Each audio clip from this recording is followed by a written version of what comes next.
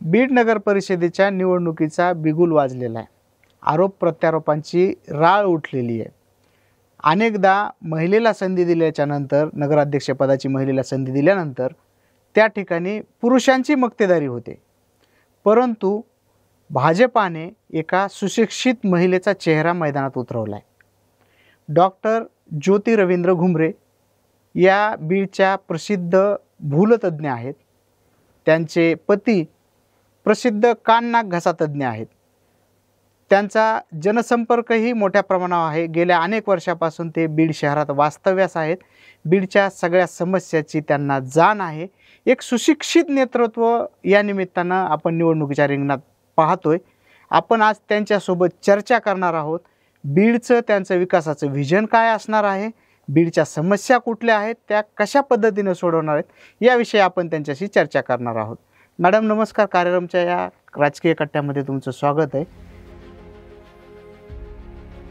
मला हा प्रश्न सांगा की तुम्ही या राजकीय क्षेत्रात कसे आलात?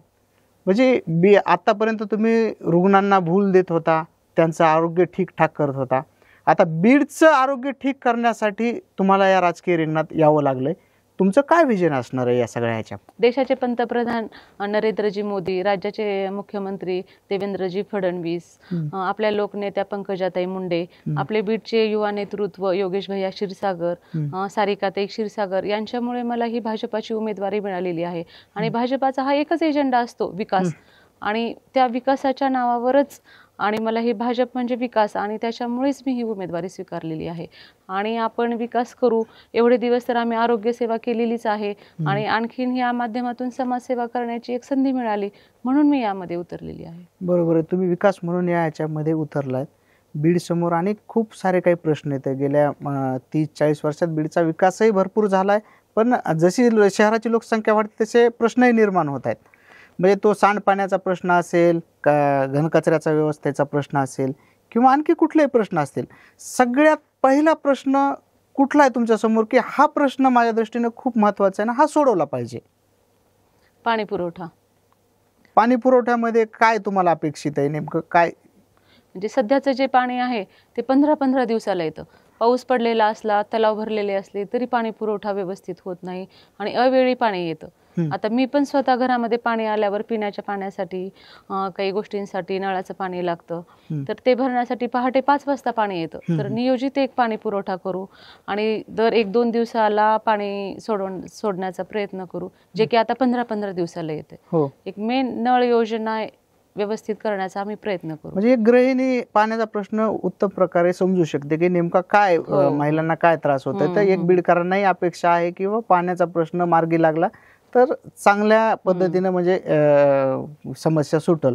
आता मला सांगा, मी थोडं राजकीय विषयाकडे येतो.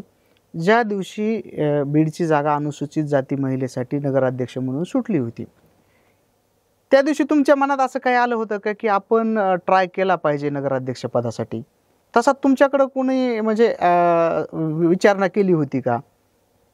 तुम्हाला हे तिकीट नेमकं कोणी विचारणा केली या सगळ्यासाठी? याच्यासाठी विचारणा आपले बीडचे लाडके युवा नेतृत्व योगेश भैया क्षीरसागर, सारिकाताई यांनी विचारणा केली होती. आणि ही उमेदवारी मला भाजपाकडून मिळते याचा मला खूप आनंद झाला. केंद्रामध्ये भाजपाचं सरकार आहे, राज्यामध्ये भाजपाचं सरकार आहे. त्यांचा विकास पाहून मला भाजपाची उमेदवारी मिळाली तर खूप आनंद झाला. आणि घरामध्ये थोडा समाजसेवेचा वारसा होताच, आणि या माध्यमातून आपण 22 वर्ष झालं रुग्णांची सेवा करतोच आहोत. आणि आता ह्यामधून पण आणखीन समाजसेवा करता येईल, बीडचा विकास करता येईल, काही मागची रखडलेली कामे आहेत ती करता येतील. त्यामुळे मी लगेच होकार दिला.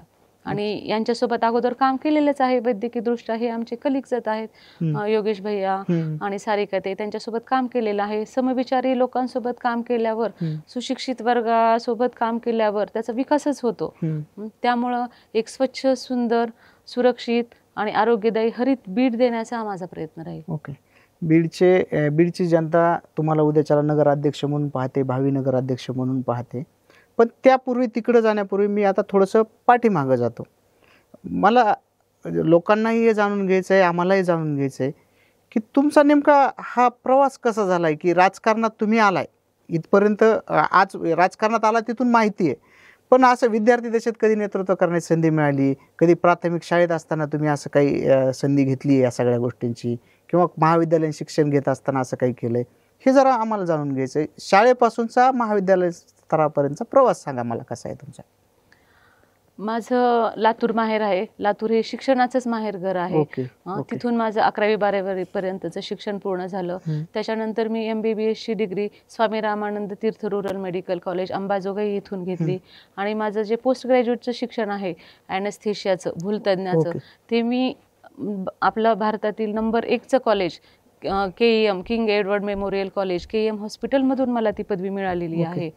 आणि त्याच्यानंतर मी मग बीडमध्ये आपला सिव्हिल हॉस्पिटलच्या माध्यमातून काम केलेलं आहे. आणि गणपती क्रिटिकल केअर अतिदक्षता विभागामध्ये काम केलेलं आहे. आणि घुमरे हॉस्पिटलच्या माध्यमातून तर आम्ही काम करतच आहोत. तर तो एक वारसा आहे आणि त्याच्या माध्यमातून नेतृत्व तर करतच आहोत. आता बीड शहरामध्ये घनकचऱ्याचा प्रश्न खूप मोठ्या प्रमाणात, आता तुम्ही जर बघितलं असेल तर आमच्या वर्तमानपत्राची रखाणी भरतात की इथं कचरा साचलाय, तिथं कचरा साचलाय. तर शहराच्या स्वच्छतेसंदर्भातलं तुमचं काय नियोजन असणार आहे? घंटागाडी वेळेवर देता येईल, जी की आता 15-15 दिवसाला येते, ती रोज करता येईल. आणि मी तर म्हणते की कचरा तुम्ही ओला कचरा, मी एक पर्यावरण प्रेमी माणूस आहे. आमची मागील 8 वर्षापासून महिलांची डॉक्टरांची VC आहे. त्याच्यामध्ये आम्ही पूर्ण शहरामध्ये तर देऊन आणखीन आम्ही बाहेरच्या काही संस्था आहेत, वृद्धाश्रम असतील, बालकगृह असतील, त्याच्यामध्ये सुद्धा झाडं दिलेली आहेत. तर याच्या मार्फत आम्ही जे पर्यावरणाचं काम करतो त्याच्यामध्ये आम्ही असं सांगतो की घरातला ओला कचरा आहे, जे भाज्यांच्या काड्या आहेत, ते तुम्ही फेकूनच देऊ नका, त्या घरातच एका ठिकाणी कुजवा आणि त्याच्यातूनच माती तयार करा आणि त्याच्यात तुम्ही झाडं लावा. ती एक संकल्पना आहे. म्हणजे माझ्या घरी याल तुम्ही तर पाहाल, मला झाडांची खूप आवड आहे. सगळ्या घरामध्ये तुम्हाला झाडं दिसतील. तुम्हाला आमच्या ऑफिसच्या प्रांगणात जी झाडं दिली ती तुम्हीच दिलेली. मला वाटतं आता खूप मोठी झाली ती झाडं. पंढरीच्या एरियातही ती खूप मोठी झाली.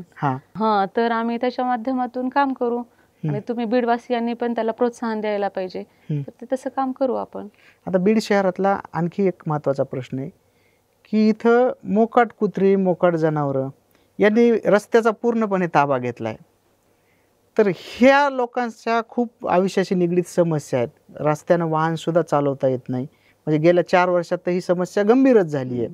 तर याच्यासाठी तुमच्या समोर काय नियोजन आहे याचा? मोकाट जनावरांचा मोठा प्रश्न आहे. रस्त्यावर त्याच्यामुळे अपघात होतात. तर त्याचं आम्ही नियोजन करू. त्यांच्यासाठी ज्या राखीव जागा दिलेल्या असतात तिथे त्यांची व्यवस्था करण्यात येईल. ओके. शहरातील सांडपाणी असेल, शहरातील पथदिव्याचा प्रश्न असेल, की हे प्रश्नही नागरिकांच्या दृष्टीने खूप महत्त्वाचे आहेत. आपण जर मागं अनेकदा पाहिलंय, ऐन दिवाळीत शहराची वीज गुल असते. तर हे सगळं नियोजन तुमचं काय विजन आहे तुमचं हे सगळं शहरासाठीचं? आमचं शहरासाठीचं भारतीय जनता पार्टीचं एकच व्हिजन असतं, विकास. तर आम्ही बीडमध्ये पण विकास करणार आहोत. त्याच्यासाठी आम्ही पाण्याचं नियोजन करू. जे पावसाचं पाणी आल्यानंतर नाल्या तुंबतात ते पाणी अंडर वॉटर ड्रेनेज सिस्टीमद्वारे बाहेर काढता येईल. आणि पाऊस पडल्यानंतर जे पाणी जमा होतं त्याचं पुनर्भरणाचा प्रयत्न करू. ते पाणी आणखीन कशासाठी उपयोगी वापरता येईल त्याच्यासाठी उपयोग करू. सौर ऊर्जेवर पथदिवे तयार करण्याचा प्रयत्न करू. आणि जे ट्रॅफिकची समस्या आहे तर त्याच्यासाठी आम्ही ब्रिज तयार करण्याचा प्रयत्न करू. आता मला एक सांगा, सामान्य नागरिक तुमच्याकडे सुशिक्षित म्हणून पाहतायत, हे सगळं खरं आहे किंवा ठीक आहे, 2-3 उमेदवार जे रिंगणात आहेत त्यांच्यासोबत तुमची तुलना करणार आहेत, पण तुम्ही एका वैद्यकीय क्षेत्रातून इथं आलेल्यात राजकारणामध्ये. तुमचं वैद्यकीय क्षेत्र याच्याकडे कशा दृष्टीनं पाहते? डॉक्टरांचे काही फोन वगैरे झाले तुमचे? काय त्यांच्याकडनं प्रतिसाद आहे तुम्हाला? त्यांना तर खूप आनंद होतोय की सुशिक्षित डॉक्टर महिलाला ही एक उमेदवारी मिळते. तर त्यांच्या पण खूप अपेक्षा वाढलेल्या आहेत की हे राजकारण सुशिक्षित महिलेकडे जाता यायला पाहिजे. तर त्याचा नक्कीच फायदा होईल. मी एक महिला डॉक्टर असल्यामुळे महिलांच्या आरोग्याचा प्रश्न तो सोडवण्याचा प्रयत्न करेन. जे नियमित महिलांची तपासणी असती त्याचं काही रुटीन चेकअप करता येईल. आमच्या डोक्यामध्ये मल्टीस्पेशालिटी हॉस्पिटल, वुमनसाठी स्पेशल हॉस्पिटल, कॅन्सर उपचार आणि निदान केंद्र त्याचं पण आमच्या डोक्यामध्ये आहे. त्या सुविधा आम्ही आणखीन जास्तीत जास्त देण्याचा प्रयत्न करू. ओके. महिलांच्या स्वच्छतागृहाचा खूप मोठा प्रश्न आहे बीडमध्ये. याच्यावर काही आता जवळपास 52 नगरसेवक जाणार आहेत निवडून, 26 त्यातल्या महिला असणार आहेत. तर या महिलांचा प्रश्न तुमच्या दृष्टीनं काय वाटतं तुम्हाला, की काय आहे महिलांचा प्रश्न बीड शहरामध्ये आणि तो कसा सोडवणार आहेत तुम्ही? महिलांचा प्रश्न बीडमध्ये शौचालयाचा जरा जास्त आहे. दलित वस्तीमध्ये आहे. महिला आणि पुरुष सगळीकडे स्वच्छतागृह आहेत, पण महिलांसाठी शौचालय वेगळे, जिथे जागा मिळेल तिथे नवीन आम्ही काढण्याचा प्रयत्न करू. आणि महिलांसाठी सबलीकरण, त्यांच्यासाठी बचत गटामार्फत काही अर्थसहाय्य देता येईल, लघु उद्योग, गृहउद्योग, ते पण महिलांसाठी पुढे नेण्याचा आम्ही प्रयत्न करणार आहोत. ओके. तुम्हाला नगराध्यक्षपदाची संधी डॉक्टर योगेश क्षीरसागरांनी दिली, डॉक्टर सारिकाताई क्षीरसागरांनी दिली. ज्यावेळेस त्यांनी तुमच्यासमोर हा प्रस्ताव ठेवला, तुम्हाला नगराध्यक्ष व्हायचंय, घरच्यांची काय रिॲक्शन होती या सगळ्यावर? ॲक्च्युली हा काही आमचा राजकीय वारसा नाही, म्हणजे राजकारणात येण्याचा. थोडं पॉलिटिक्स असतंच, पण जरा घरातून थोडी 4-5 दिवस हो नाही चाललं. पण एवढे चांगले लोक आहेत आपल्यासोबत, योगेश भैया आहेत, सारिकाताई आहेत, त्यांच्यासोबत आम्ही वैद्यकीय क्षेत्रामध्ये काम केलेलेच आहे आणि आता आणखीन त्यांच्यासोबत काम करता येईल. आणि एक समाजामध्ये असं होतं की उच्च शिक्षित उमेदवार मिळतोय तर तुम्ही ती संधी सोडू नका. त्याच्यामुळे आम्ही मग याच्यामध्ये आलो आणि चांगल्या लोकांसोबत काम करायला मिळाले. योगेश भैया असतील, सारिकाताई असतील, त्याच्यामुळे मग आम्ही हो म्हणालो. ओके. आता घरच्यांनाही चांगलंच वाटलं. ऍक्च्युली आमच्या सासूबाई अडाणी आहेत, पण त्यांना जेव्हा आम्ही हा प्रस्ताव मांडला तर नाही, चांगली गोष्ट आहे, तू करू शकतेस. किती वर्षाच्या सासूबाई? 75 वर्षाच्या. म्हणजे त्यांनी हा तुम्हाला प्रस्ताव सांगितला, त्यांनी प्रेरणा दिली आणि सरांचं पण पॉझिटिव्हिटी होती की सर तर सध्या खूप खुश आहेत. जेव्हा आम्ही जनमानसामध्ये जातो, आता एवढे दिवस तर आम्ही हे काम करतोच आहेत, पण रुग्ण आमच्या घरी येतात आणि आता प्रचारासाठी आम्ही जेव्हा जातो प्रचार करण्यासाठी, मत मागण्यासाठी, तेव्हा त्यांचा उत्स्फूर्त प्रतिसाद पाहून आम्हाला इतकं भरून येते. म्हणजे हे सगळं 2-3 दिवसामध्ये जे चाललंय ते असं स्वप्नवतच वाटायला लागले की आपण चांगला निर्णय घेतला, चांगल्या लोकांसोबत काम करतोय, भाजपा पक्षासोबत काम करायला मिळालंय, ही एक खूप चांगली गोष्ट आहे.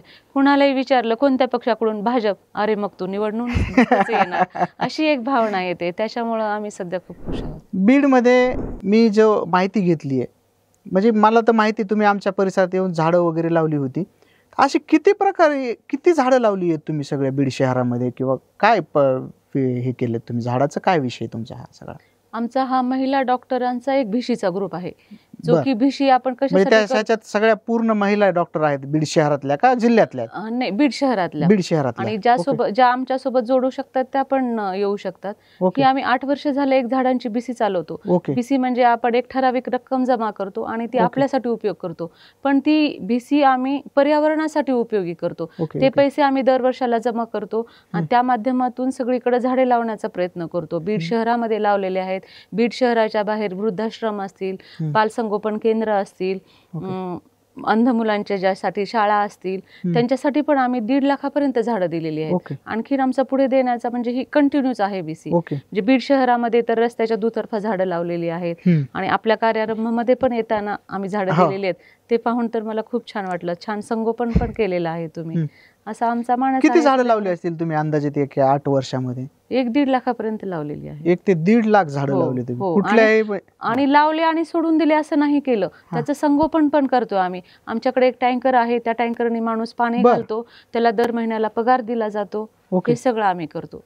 झाड लावलं आणि सोडून दिलं असं नाही करत. अरे वा, चांगली ही गोष्ट, म्हणजे नवीन माहिती झाली की झाड लावलं सोडून दिलं नाही. मला आठवतं की आमच्या इथं वृक्षारोपण केल्याच्या नंतर मला काही दिवसांनी फोन आला होता तुमच्या बीसी ग्रुपचा, झाडं आमची आहेत का, म्हणजे याच्यावर मला लक्षात येते की तुमचं खूप म्हणजे झाडावर प्रेम आहे. आणि आम्ही मैत्रिणींना पण सांगतो की तू त्या बाजूने गेलीस तर ते सगळे झाडं बघून ये, आणि ज्या माणसांच्या घरासमोर झाडं लावलेले आहेत की त्यांना पण फॉलोअप घेतो, तुम्ही झाडांना पाणी टाकत जा, म्हणजे असं प्रत्येक फॉलोअप पण घेतो. हा झाला झाडांचा विषय.